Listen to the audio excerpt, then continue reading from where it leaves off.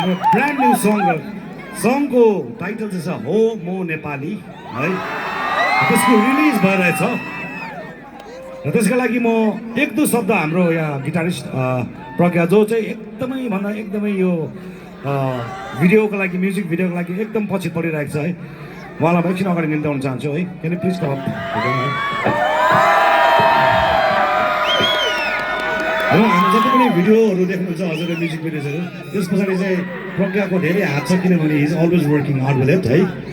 र मलाई चाहिँ के सही लाग्यो भने प्रज्ञा आफैले के भन्नुहोस् है यो म्युजिक भिडियोको बारेमा है।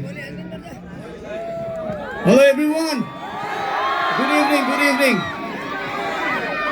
First of all happy Tihar to everyone है। हामी धेरै वर्ष बाद भद्रपुरमा आयौँ होइन। आज खासमा हामी अलिकति स्ट्रेस्ड पनि छौँ।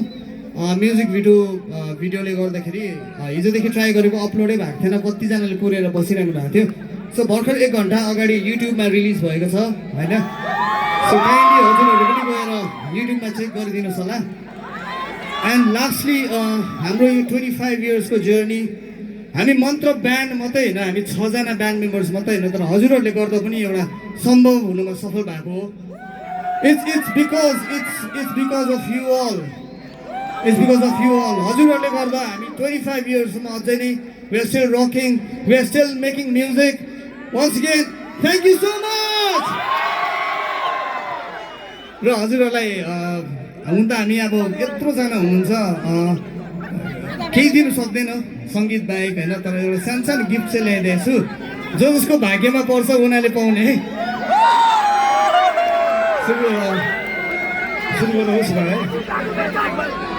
So I would like to call upon my band members here. Lance. By the way, यहाँ म धेरैजना जेनजीजहरू देखिरहेको छु, हो कि होइन?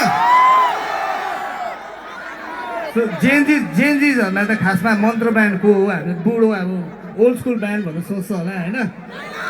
खासमा हामी मन्त्र ब्यान्ड चाहिँ हजुरहरूको ड्याडी मम्मीको टाइमको ब्यान्ड हो है। अलराइट, हजुरहरूको ड्याडी मम्मी लभमा पर्दा चाहिँ सधैँ निस्किँदै थियो, ठिक छ? Anyways, a formal introduction also for all the Gen Zs who doesn't know us. मेरो नाम चाहिँ प्रज्ञा लामा। I play the guitar for the band. Alright. And मेरो छेउमा हुनुहुन्छ Brij Chaudhary, he is the drummer of the band. यहाँ हाम्रो मिल्ने दाई, सबभन्दा हाम्रो प्यारो दाई फ्लुट र स्याक्सोफोनमा हुनुहुन्छ विधान थापा दाई। यहाँ एकदमै silent but dangerous. One and only on the keyboards we have Manish Thapa. And last, प्रवास चाहिँ अलिकति साई छ, लजाउ छ, उसको सोसियल मिडिया पनि छैन है बाइ द वे। सो जति हजुरहरूले प्रवासलाई हेर्नुहुन्छ आज नै हेर्नुहोस् ल। He's our bassist, Mr. Prabhas Subba. And last but not the least, हाम्रो जति पनि मन्त्रको मिठो गीतहरू, मिठो कम्पोजिसन्सहरू जसले बनाउनुहुन्छ हाम्रो भोकलिस्ट आदरणीय दाई भास्कर दाई अन स्टेज। सो अब हामी सानो उपहारले देख्छौँ।